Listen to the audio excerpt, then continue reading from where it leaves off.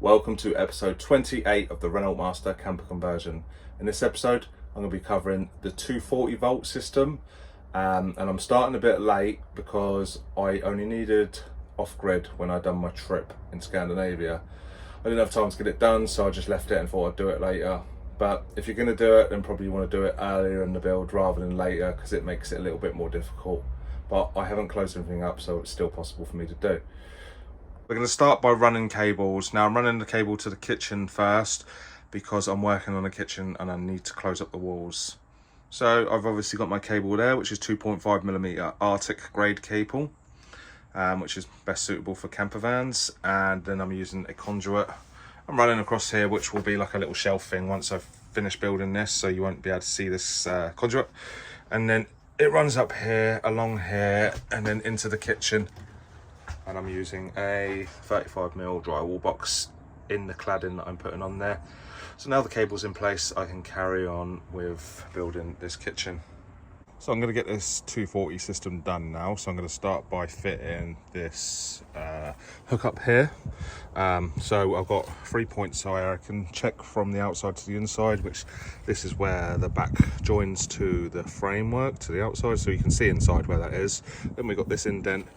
And then we got this one, so we want it sort of here. We don't want it near this, so we're going to go about here, which is a good position. So I'm going to go inside now and try and work out roughly if it's going to sit in between this section, and if it does, then we mark it out and cut it out.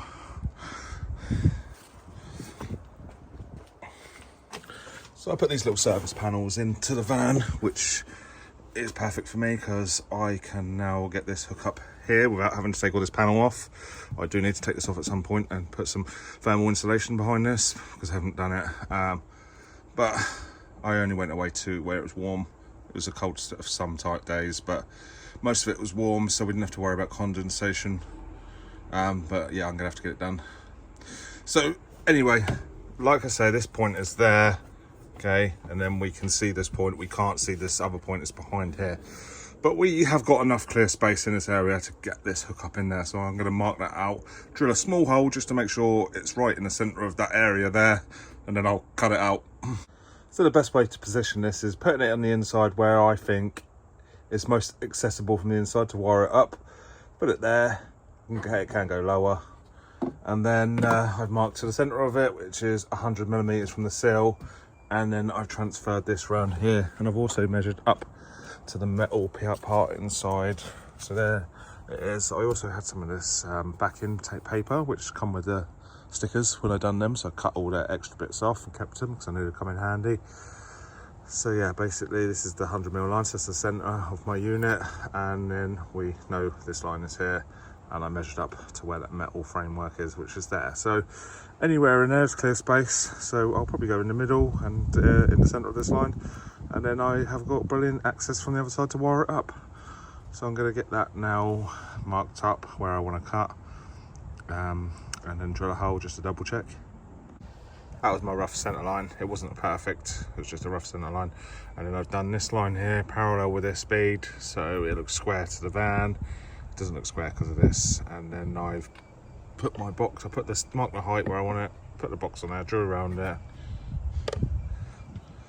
Then I've used this to draw around there. It's not perfect, but it gives me a rough sort of center, and then I can now put this around there and just draw around that and get the actual cutout size. So I'm going to do that and then get it cut out, get it fitted. That's now ready to cut out. I just drilled the center hole just to double check.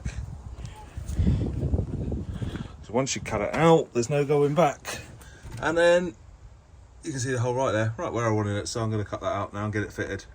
One last thing to do before we cut it out, and that's just protect the van, because we don't want metal shards going all over the van because it will stick to it and start rusting. Now that's done, and around the back I'll cut that out and then get it fitted. My hole is now done, so I finished it off, taking all the bars off with a file and just dry fitting this now to see if it fits. And now I'm going to prime the cut edge with some paint, let that go off for an hour, and then I'll screw this in. I'm probably not going to glue this in at the moment. It does have a gasket, like a foam gasket. I'll glue it in as well. maybe get rid of the gasket, just use the Silkaflex to seal it in there so it's not going to leak, but I can come back to it another time. But for now, that is that done, and it works out in a nice position.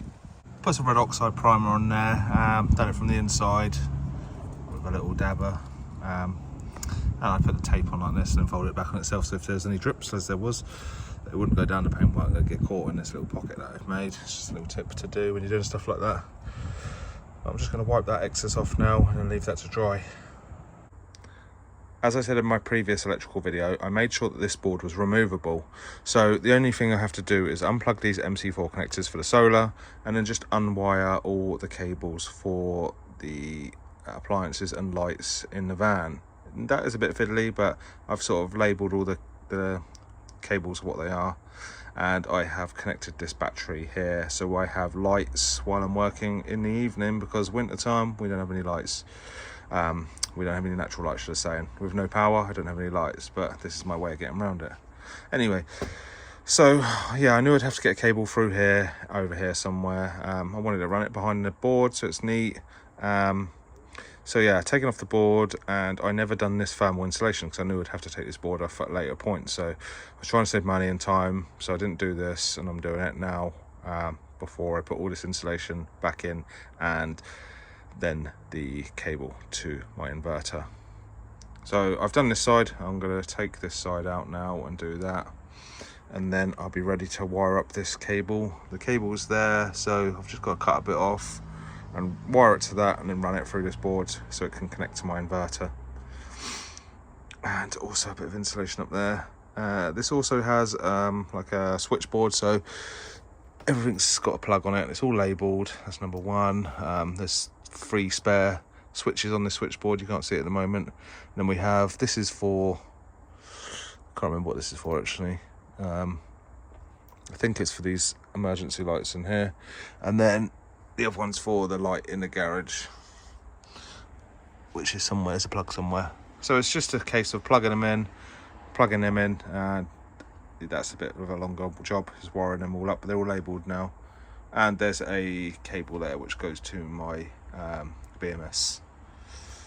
So yeah, I made it easy for myself, and also while I was here I had a little health check. Everything looks good. We didn't look like we had any condensation, but water shouldn't be getting into there anyway. But this is just to stop moisture from forming on the walls. I put it on the wheel arch as well, but that's a different subject. That's insulation. We're on an electrical video now. I've done the thermal insulation on this one, and while I took it out I noticed this rust spot, so it means we've got a leak somewhere. Now this is one reason why I don't like using vapor barrier in the van, because if we put a vapor barrier over here, any leaks like this are going to be trapped inside the cavities. Now I'm using sheep's wool insulation, so it's breathable and it can hold moisture, so anything that does get into it, it's not going to puddle somewhere. It will sit in the wool and it will ventilate as the weather allows it.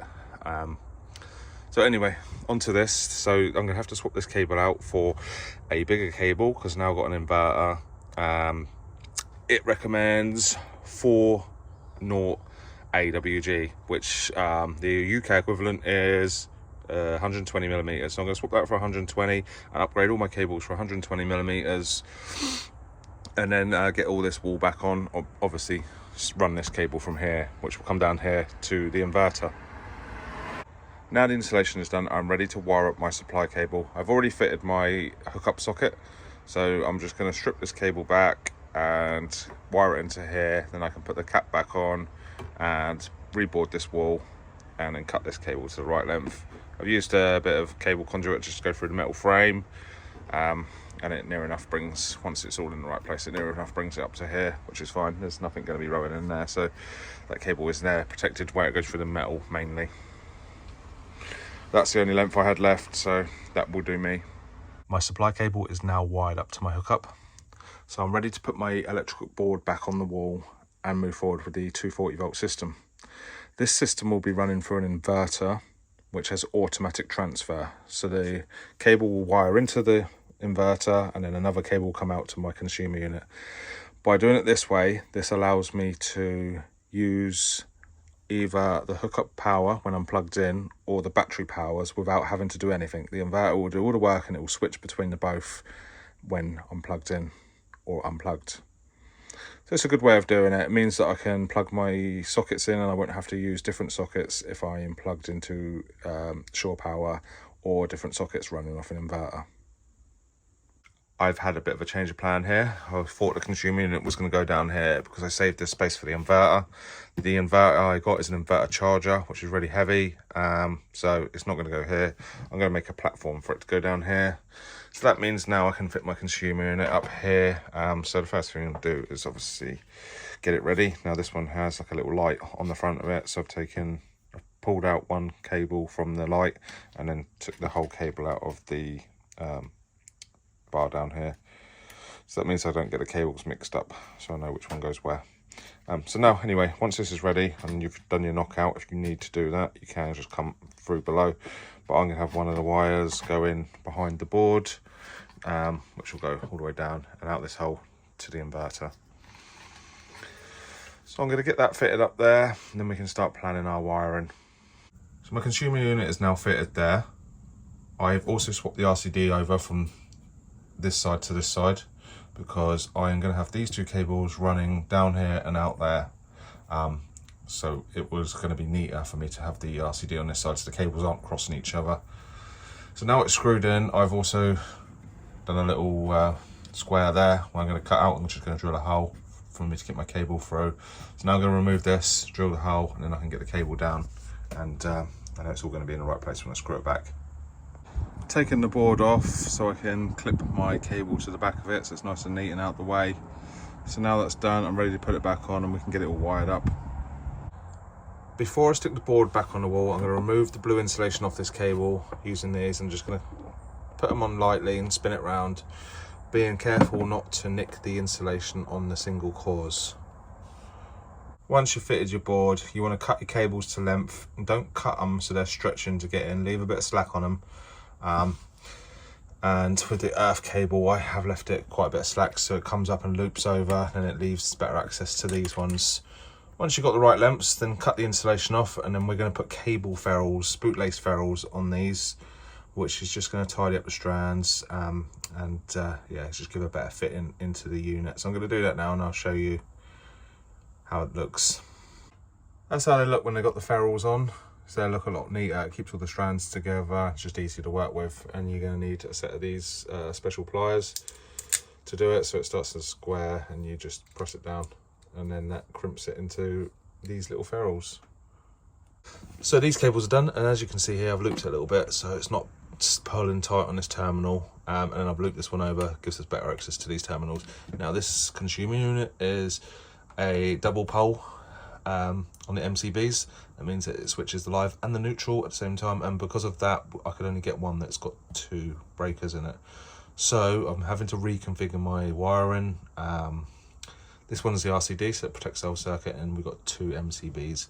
This one is for lights, it's a 6 amp, so I'm going to swap that out for a 10 amp, and then I'm going to have 2 circuits in here. So the cable's already here, which I'm going to have to pull back. So I'm going to pull it back, and it goes up to the kitchen worktops. I'm going to drop it down behind here, and under there is a water heater. These are the 12 volt supply for it, but they're not as efficient on 12 volts. So if you run the hot water, it'll come out hot first, but because it's only 12 volts, it's not going to heat up that element as quick as the 240 does. So once I drop this cable down to here, I'll put another socket down there, and then I'll run another cable back to this unit here, and then I will do a similar circuit. So that sort of circuit's called a radial, when you go from one socket to another.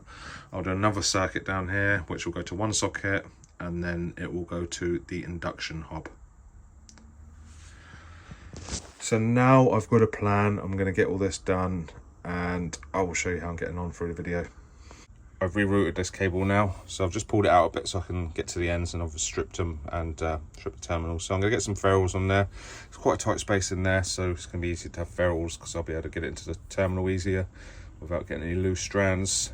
It was a bit difficult to reroute that. I drilled a hole through there, had to take this panel off, and then so I can get access behind there, and then I threaded this cable up through the framework, and then the socket I can reach by putting my hand through there, pulling that insulation out. So now that's done, I am going to get the ferrules done, and then I'll get the next cable which runs up this board on the other side, and it will run across here, all the way across there to the board. It'll go around the back there and down. Try and keep it all hidden so it looks neat. I've got my supply cable in now, so the line's not very good in this little cupboard. It's a bit tight to get in. So I run it up here, and I've used these cradles and cable ties because I just couldn't get in there to put a cable clip on there, but it's a nice neat job. And it runs up here, along here, and then it comes through here. I've tucked it in behind here, and then run it up into a conduit across the top there, and then just gone round the back of that. There, so it's a nice neat job. So I just got to cut this to length, and it's going to come in through the top, this one. It just works out neater like that. So I'll come in through the top, and then I'll go behind and tuck it up into here. So I'm going to get that done, and then that's the first stage of the wiring done. Now this cable is done, left a lot more slack on here because this one's longer as well. But also I don't have a buzz bar along the bottom there, so there was no need for me to leave any room below them. So there's still slack on these ones, but I can get to this buzz bar too. But now anyway, on this system, I've just got two more jobs to do, which is fit the socket in the kitchen and fit the socket in where the water heater is going. So I'm going to get that box in there now, get all the cables in the box, and then fit the single socket where the water heater goes. Now my Pattress box is fitted, the cables are in and the ferrules are on, we're ready to fit the socket. If you've noticed that the live and the neutral cables have just the bare ferrule without the sleeve on it, that's because they double up in the terminal, so they won't fit properly with that sleeve on. So you'll either use ferrules that don't have that sleeve, or just cut the sleeve off, what I've done here. So I'm using this Crabtree box, which has 2 earth terminals. A lot of them have 2 earth terminals, so I don't need to cut the sleeve off of them, but the live and the neutral are just a single terminal, so we have to cut the sleeve off to get the ferrule in. I'll start with the live because it's at the bottom, so I'll hold it like that at an angle, get them in, tighten it up, and then I can push it up into the right position and get the neutral in, and then finally I'll do the earths. I'm going to get that done, get the box screwed on, and then we can move on to the top socket. Now this is a bit of a tight cupboard for me to get in. I'm not a small guy, and this is my next one I'm going to do, which is going to be a lot easier for me. That's that job done, so now I'm going to move on to that top socket and get that circuit complete. I've just done that socket, so now that circuit is complete. Now this consumer unit is going to be wired to an inverter, so I have put the cables like that. One goes to the consumer unit, one goes to the hookup, which is over there. If you're not going to have an inverter or the same system as I am, then you don't need to run these 2 cables.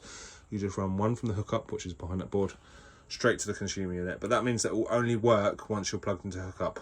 The way I've done it with an inverter with automatic transfer means that when I'm plugged in to the hookup, then this will be running off the 240 volts. But when I'm off grid, the batteries will power the inverter, which will then power my consumer unit. So whether I'm plugged in or I'm off grid, I can use these same sockets, no worries. The only problem I have to worry about is if I've got enough battery power. But the inverter I've got also charges the batteries. So now I've got 3 points of charging: solar, DC to DC from the alternator, and now I can plug into the hookup and charge my batteries. And I've got 400 amp hours there, so I've got quite a bit. I have one more circuit to do on this consumer unit, but it's the same sort of process, so I'm not going to do it in this video because I'm not ready to do it yet. Basically, I have to build a unit down here and fit a hob. So I've not got time to do that, so I'm just going to post this video as it is. Again, if you enjoyed this video or you found it helpful, please hit that like button. And if you want to see how this camper turns out in the end, hit subscribe, and I'll be bringing out more videos as I complete more jobs in this camper van.